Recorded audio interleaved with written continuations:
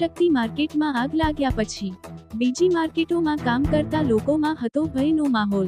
Shivshakti market સિવાય અન્ય market ચાલુ કરાવવા માટે પોલીસે શરૂ કર્યો પ્રયાસ।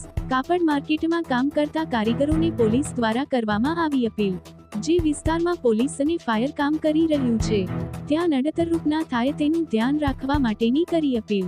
અન્ય માર્કેટમાં લોકોને વાહનોને લઈને આવવા માટેની કરવામાં આવી સૂચના।